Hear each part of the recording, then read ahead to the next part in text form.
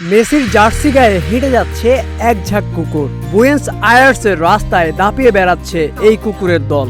আর্জেন্টিনার বিশ্বকাপ উন্মাদনা বুয়েন্স আয়ার্সের রাস্তায় ছাপিয়ে পড়েছে, যেখানে একজন কুকুর পরিচালক জাতীয় দলের আকাশি নীল সাদা জার্সি পরা একদল কুকুর নিয়ে সবার দৃষ্টি আকর্ষণ করছেন।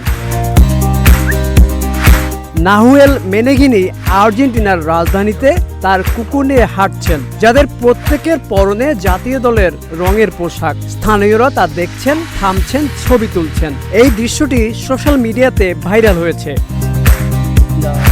আর্জেন্টিনার ফুটবল ভক্ত মেনেগিনি বলেন, এই ধারণাটি ধীরে ধীরে বড় হতে হতে কুকুরগুলো অনলাইনে জনপ্রিয় হয়ে ওঠে। তিনি আরো বলেন, শুরুটা হয়েছিল যখন আমি ওদের গলায় কলার পরিয়ে দেই, প্রত্যেকের জন্য পশমের পোশাক কিনি, তারপর আমি লেশ তৈরি করি। মোট 15টি কলার এবং 15টি লেশ দিয়ে আমি এটা তৈরি করি।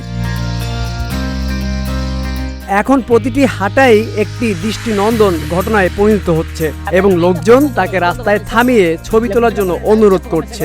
যখন লোকজন আমাকে দেখে, তারা আমার সাথে ছবি তুলতে চায় এবং কুকুরগুলোর সাথেও ছবি তুলতে চায়। তারা খুশি হয় এবং এটা দেখে আমারও ভালো লাগে।